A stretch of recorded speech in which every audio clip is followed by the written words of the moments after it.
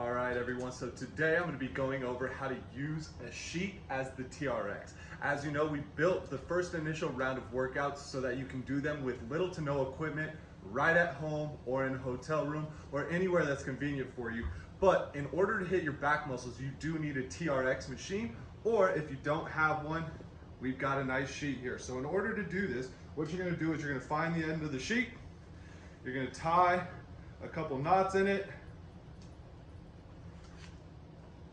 You want to make the knot nice and big so that when it goes through, it's going to be hanging over the door here. So you want to make the knot big enough so it's not going to slip through. After you got a nice, decent sized knot here, take the sheet, put the knot side over the door. When you close the door, it's going to lock in place.